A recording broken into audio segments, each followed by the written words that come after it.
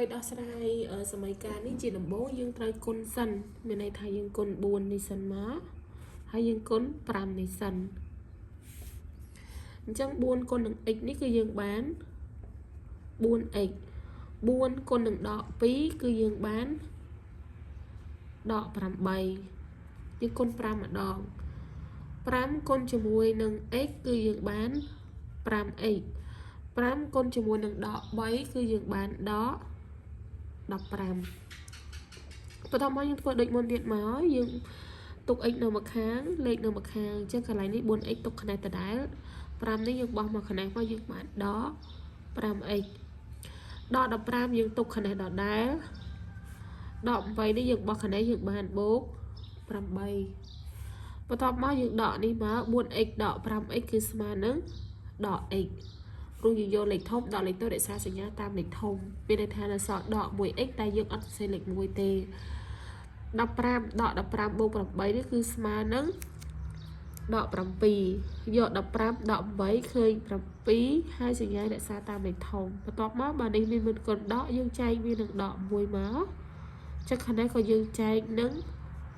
ដក1ដូចគ្នាចឹងកន្លែងនេះដក x ចែកដក1គឺនៅសល់ x នេះដកចែកដកនេះគឺសល់7ដដែលអញ្ចឹងនេះសម័យកាលរបស់យើងគឺ x ស្មើ7ឥឡូវយើងទៅដល់អក្សរខមួយទៀត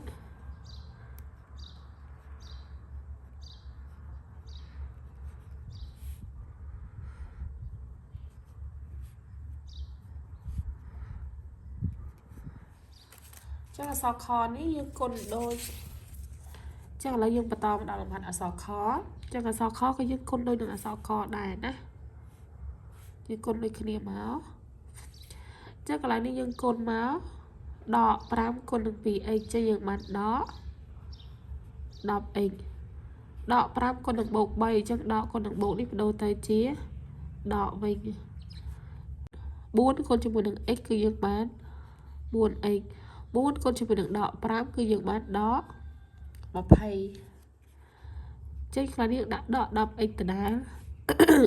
4x ចឹងបោះមកខាងនេះគឺបានដក 4x ដក20ទុកដដែលដក15ចឹងបោះមកខាងនេះយើងបានបូក15ដក 10x ដក 4x ចឹងគឺស្មើនឹងដក 14x ដក20បូក5គឺស្មើនឹងដក5បន្ទាប់មកកន្លែងនេះវាដក 14x ចឹងយើងត្រូវការតែ x ទេចឹងយើងចែកនឹងដក 14មកចឹងអានេះដក5ក៏ត្រូវចែកនឹងដក 14ដូចគ្នាចឹងដក 14x ចែកនឹងដក 14គឺនៅសល់ x កន្លែងដកចែកដកគឺបានបូកវិញចឹងអានេះទុកដដែលព្រោះយើងចែកអត់បានចឹងដាក់5លើ14ដដែលណាចឹងដូចនេះសម័យកាលរបស់យើង x ស្មើនឹង5នៅលើ14ឥឡូវនេះបន្តមកដល់អក្សរកយើងធ្វើអត់ខុសគ្នាទេយើងគុណសិនមកចឹងដក6គុណនឹង 2x គឺស្មើដល់12x ដក6គុណនឹងដក3គឺស្មើនឹងបូក18កន្លែងនេះយើងគុណមកយើងបានដក 4x នេះយើងបានបូក12បន្ទាប់មកយើងយក x មកម្ខាងលេខទៅម្ខាងកន្លែងនេះបានដក 12x ចឹងដក4ដក4បោះមកខាងនេះគឺយើងបានបូក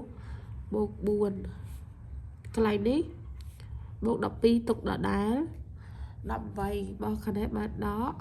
18ដក12បូក4យកលេខធំដល់លេខតូចរក្សាសញ្ញាតាមលេខធំចឹង12ដក4គឺនៅសល់8សញ្ញានេះយកតាមលេខធំគឺសញ្ញាដកចឹងសល់ដក 8x 12ដក18យកលេខធំដល់លេខតូចរក្សាសញ្ញាតាមលេខធំដូចគ្នាចឹង18ដក12នៅសល់6សញ្ញាយកតាមលេខធំគឺដក6បន្ទាប់មកយើងត្រូវចែកវានឹងបានអស់គ្នាគឺចែកនឹងដក8ចឹងខាងនេះក៏ចែកនឹងបានដែរដក8ដូចគ្នាចឹងដក 8x ចែកនឹង8ដក8នេះគឺសល់ x កន្លែងនេះសញ្ញាដកយើងសម្រួលអស់ហើយលេខនេះអាចសម្រួលបានកន្លែងនេះដកចែកដកគឺបានបូកចឹងអត់មានដកទេ6នឹង8នេះអាចចែកវានឹង2ចែកនឹង2គ្រប់តួទៅ6ចែកនឹង2គឺយើងសល់ 8ចែកនឹង2គឺសល់4មានន័យថាយើងសម្រួលលេខនឹង2ណាដូចនេះ x ស្មើនឹង3 លើ 4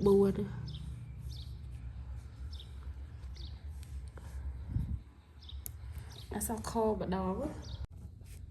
តោះឥឡូវយើងមកដល់អក្សរខយើងគុណដូចគ្នាអ្នកនរគ្នានេះយើងគុណមកយើងបានដក 10x បូក 15 ស្មើនឹងកន្លែងនេះយើងបានដក 3x ដកគុណដកនេះបានបូក 15 ចឹងកន្លែងនេះដក 10x ទុកដដែលដក 3x បោកខាងនេះគឺយើងបានបូក 3x កន្លែងបូក 15 ទុកដដែលបូក 15 បោះមកខាងនេះបានដក 15 អញ្ចឹងដក 10x បូក 3x ស្មើនឹងដក 7x 15 ដក 15 គឺសល់0អញ្ចឹងកន្លែងនេះយើងចែកវានឹងដក 7 អញ្ចឹងខាងនេះក៏ចែកនឹងដក 7 ដូចគ្នាអញ្ចឹងកន្លែងនេះគឺនៅសល់ x 0ចែកនឹងប៉ុន្មានក៏ដោយក៏នៅតែ0អញ្ចឹងដូចនេះចម្លើយរបស់យើងគឺ x ស្មើ0